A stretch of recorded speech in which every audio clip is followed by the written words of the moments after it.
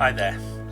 My friend Adam from Adam's Eats has challenged me to eat 100 chicken nuggets as part of the Check Your Nuggets challenge. The challenge was established to raise money and awareness for male cancer research. This is something very close to my heart because my lovely late dad, who is this side, my lovely late dad, he left this life with prostate cancer. The Check Your Nuggets challenge is a simple but fun way to bring awareness to the penile cancer charity Orchid, a charity that funds research into all types of male cancers and gives support to sufferers. Orchid provides a valuable service and will appreciate all the help that they can get. The rules are quite simple for this challenge, and that is it's got to be fun, and we need to raise money for Pete, which is Adam's uncle, who's a sufferer. We need to film or live stream ourselves attempting to eat 100 chicken nuggets, and that's where I'm struggling. I've come up with a different way.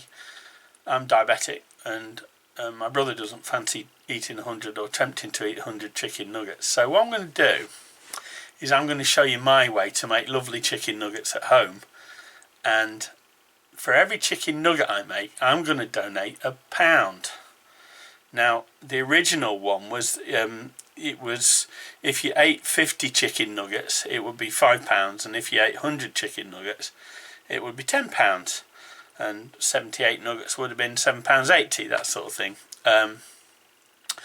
or however much you could afford. So what I'm going to do is I'm going to cook some chicken breasts up, turn them into nuggets, and I'll pay £1 for each one I create. So I think that's fair, and it means I can stay in the challenge and help to raise awareness for this incredibly important charity. Adam has set up a GoFundMe to help raise funds for his Uncle Pete, and that's another name that's quite close to my heart because my Trini friends call me Uncle Pete, which is rather great. So I've decided that what I'm going to do is I'm going to split whatever money that I donate between the two. So I'm going to donate half to the charity and half to Pete's fund. I think that's pretty fair. There's a link to Pete's fund and there's a link to the Orchid charity in the description below. So please go there, please click on them, go to the sites and give whatever you can afford. As I said, all the information's below in the description that you'll need to know, and let's get on with the challenge. Alright, you now know what it's all about, so let's get on and make these chicken nuggets. You'll also see I've got some mushrooms on the side because as the title will tell you, I'm also going to do a few deep fried mushrooms. Okay, so I've cut the chicken up, and I'm using chicken breast here, and I've cut them up into cubes about that big. Look, there you go. Yeah, so I'm going to carry on and cut this up. So the way I do it is I take the sharp tips off, cut it into pieces like that, and then run the knife through it, in this case to make some nice fat chunky nuggets like that. Alright, in addition to your chicken you'll need some flour. I'm using strong white bread flour, and I'm using equal quantities of gram flour as well. Gram flour is a chickpea flour, otherwise known as B-san. I'm going to use a bit of sodium bicarbonate or baking soda, which is used to crisp up the nuggets. You want to use some of your favourite seasoning for chicken. Now the one I'm using is this fella here, and this is an Italian one, and it was my good friend's David and Valentina, who got me into this when they sent me, when they brought me back a pot of this from Italy. I've since used it all up and I've gone and bought this larger amount, which I really like now. Let's give you a look at that. I'll give you a link to perhaps where you can get that. Right, you will need a few button mushrooms, and you'll also need 2 cans of your favourite lager. I'm using this one because I do like it, it's really good. This is Beck's, Bremen, Germany. Excellent beer. And the reason you need 2 cans is you need half a can for the batter and 1.5 cans for the chef. Right, let's get on and start this bad boy off. Right, let's put my glass aside, that aside, and what I've got here is a Ziploc bag.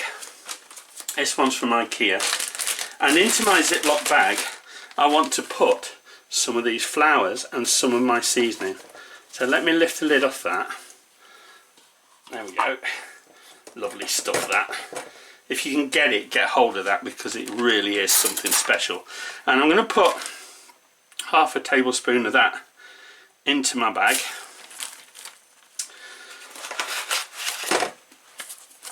I'm going to put about 2 tablespoons of that into my bag.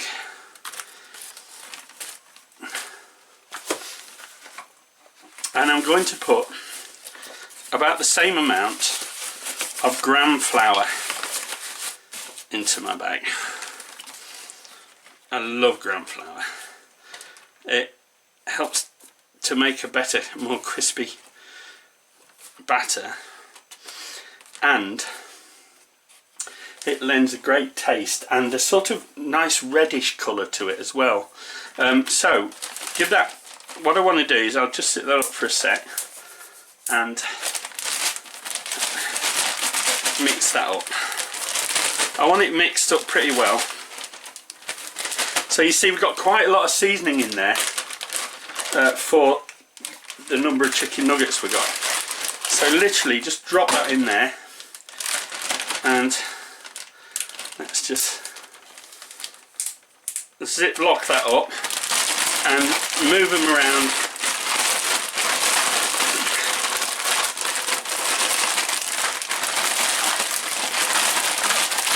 in the bag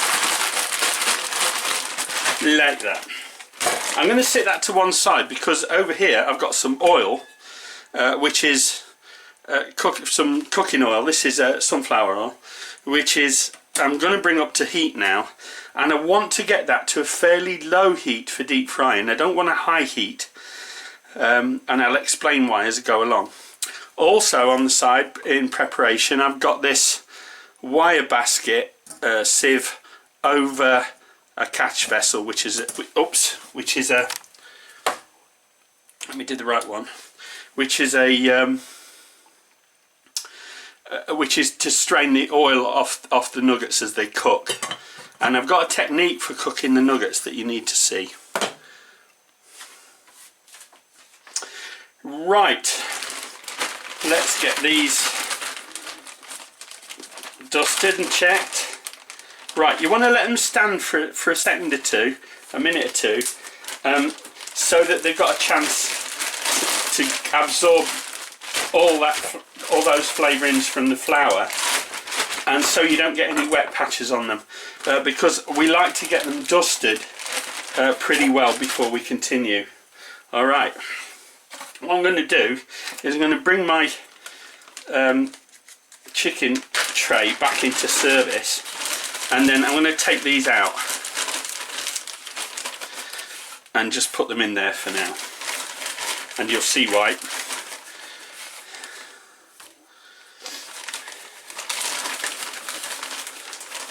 Take them out, dust off a fair bit of the stuff if you can, and so there they are, they're sat in there. Now what we do with that, waste not want not, is we get that into our batter bowl.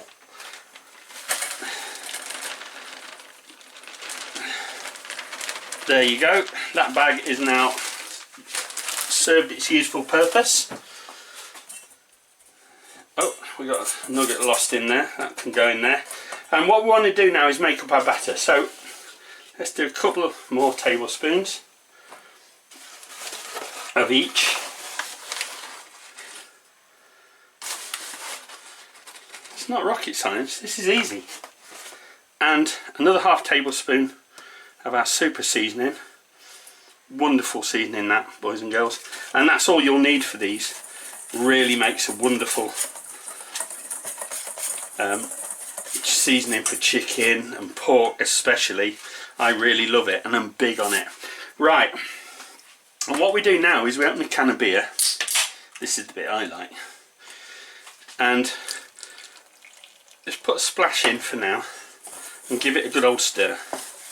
All the seasoning you need is in that seasoning. And as you see there, it's forming a very thick sludgy batter. So we need to thin that down a little bit. Don't go mad.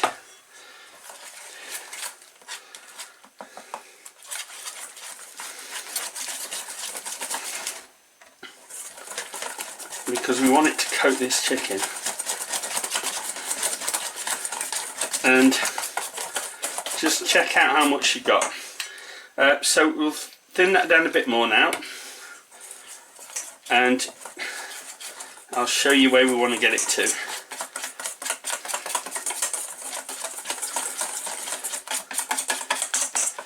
Right, at this stage I want to add just a little pinch of sodium bicarbonate, baking soda, about that much into there.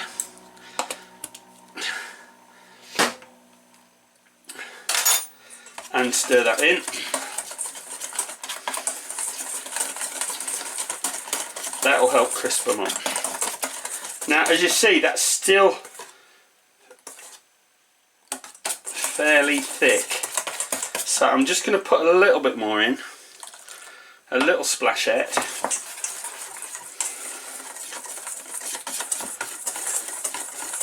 All the time, by the way, my oil's heating up. If you've got a deep fat fryer, you want to set it at about 160 because you don't want it too hot for this. That's 160 Celsius.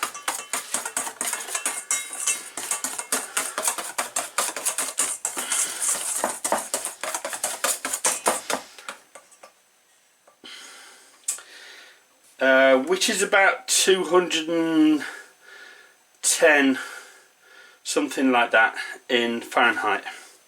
Okay.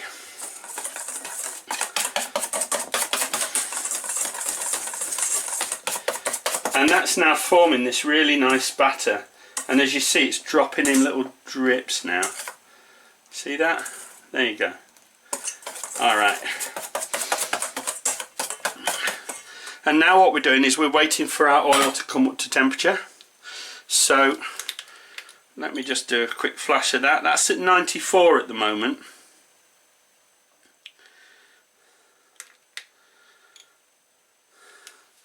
That's climbing steadily. I want to get that to 160. And I'm willing to wait because we've got to get this right. I'm not sure about that amount of batter, but we'll see how we go with it. Meanwhile, I'll just mix it up and do something extremely important here, which is pour myself a beer.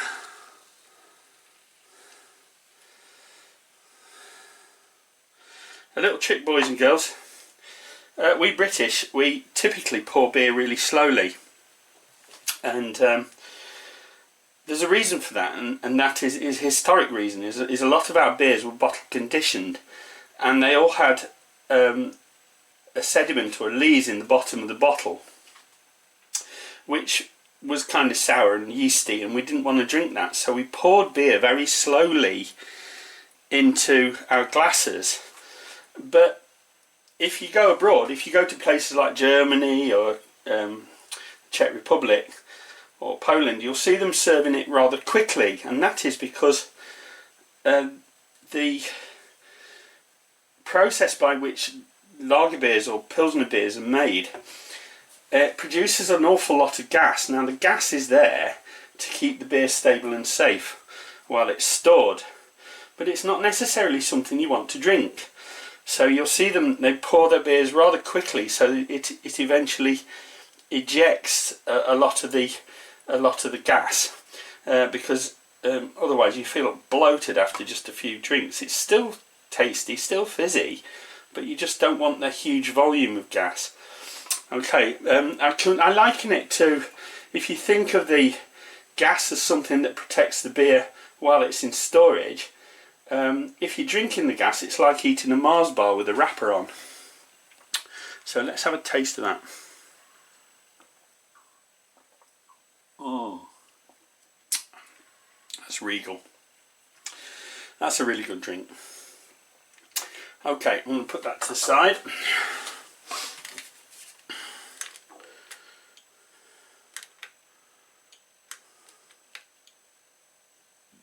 Alright, I'm at 131, so a little bit longer to wait. Right. Alright, my oil's coming up to temperature. So what I want to do now is get my nuggets in and frying. So take a nugget, dip it in the sauce, make sure it's fully immersed, drain it off, drop it in. Too easy. We just do that for all the rest. Don't put too many in at once, because it'll cool the oil down way too much. Okay, I'm just going to do a few at a time and fry those slowly. You're in no hurry to do this. You don't want to fry them too quick, and the slow frying ensures that the chicken gets cooked through before the batter is burned. That's very important. And to some extent the size of the chicken nuggets will depend on how quick they cook. So you can make them smaller if you want to make your money go further, because mums, you know, the hungry kids like to think they've got a lot on their plate and their eyes are always too big for their bellies. They just don't want to lift yet. Alright, a bit of a giveaway. When they're actually cooked through, you'll see that the fat starts to bubble more. And the reason this is bubbling more, it's because the chicken is cooking inside and steaming and giving off some liquid, which then issues into the fat. So it's around about this time you know that they're pretty much cooked through, and it's at this stage where we take them out. We haven't finished cooking them yet. We take them out and we drain them. And what I like to do here is I like to put in another batch and get that going.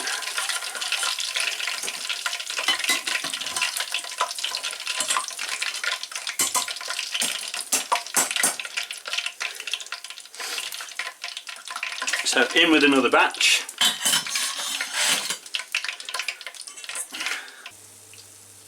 So they continue frying. What happens is with the gram flour, it tends to make them stick a little bit more to the bottom of the pan, but don't worry, as soon as they start to brown, they'll be much easier to lift, and you can get under them with a fish slice or a spatula and gently ease them off. It's very important that you don't let them stick together as they cook. You want nice individual chicken nuggets. And there you have that noise again. There's a rising volume as the steam issues out of the chicken nuggets. That's telling you that everything in there is at 100 degrees Celsius because it's issuing steam, probably a bit higher. And then we can take these out of there and, as before, we can drain the oil from them. What I I want to do is just scoop out some of the batter bits, because I don't want burnt batter bits ruining the oil. So get rid of as many of them as you can.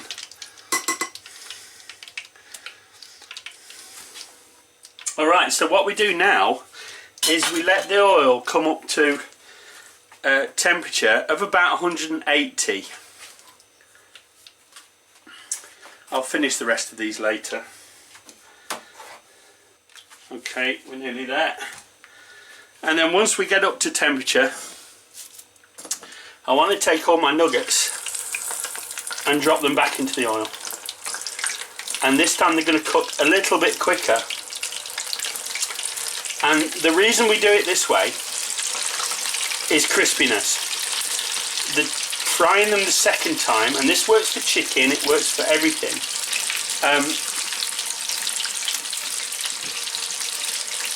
And you can normally get 2 batches in at once at this stage.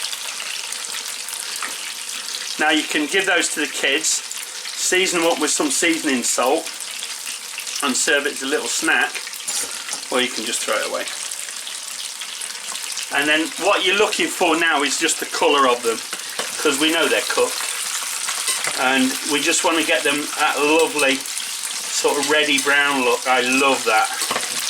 I don't want them too pale. And bearing in mind I'm using 50/50 gram flour with this, so it's naturally browner in colour. And once they're that lovely colour, we lift them out.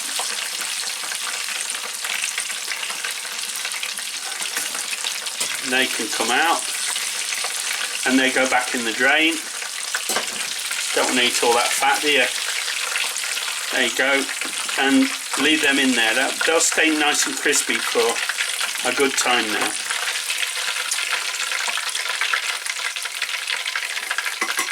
Now, however you like to serve them. What I'm going to do now is just do you a quick couple of deep fried mushrooms. And what I'll do is I'll just grab a couple of them, just dip them straight into the batter and drop them into the oil. And if you want to prevent them sticking, what you do is you just take them out and you leave them in the oil for a sec before you drop them. And just drop that in there, and we'll do 4 for now, just to show you how it's done. And the rest of that I'll cook off later. Meanwhile, it's beer o'clock. Cheers. Okay, we're coming up to that cook stage with them now, and you can hear the fat bubbling more, bubbling more. That's, again, the mushrooms, more so than the chicken, issue a lot of juice as they cook. So what we do with them at this stage is we take them out and we repeat the dual frying process. Meanwhile, you can be skimming out the batter bits. Once that's come back up to temperature, we can introduce them back in, just for a few seconds, and then you end up with lovely crispy battered mushrooms. Deep fried mushrooms. If you've never had deep fried mushrooms cooked this way, I suggest you give them a try if you like mushrooms. And if you're a vegan or vegetarian, it's a great way to fry just about anything. I like jalapeno chilies cooked this way. Really nice, but if you're doing it with jalapeno chilies, make sure you slit down the side of them, because you've heard the term poppers. If you don't slit, they pop, and you get popped oil everywhere. Okay, they're just about done, so let's do a quick reveal on those for you. So here's your chicken nugget, and as you see, it's cooked all the way through, no doubt about it. So the secret is the steam, and I know it's a very English thing to cook things until they're cooked and then keep on cooking them until they're dehydrated, But you'll find if you cook them this way, and have a look at that, look how juicy that is. Gorgeous, huh? Let's have a taste. Nice light batter.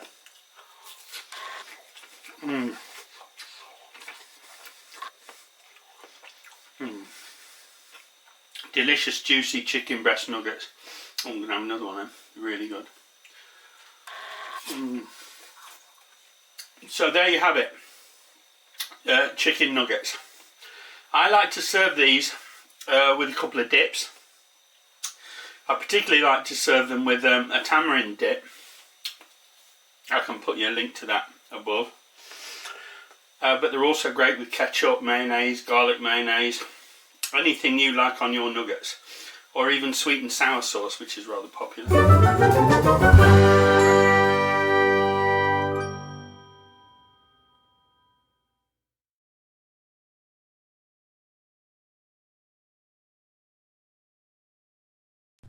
If you have enjoyed this video, please give it a thumbs up.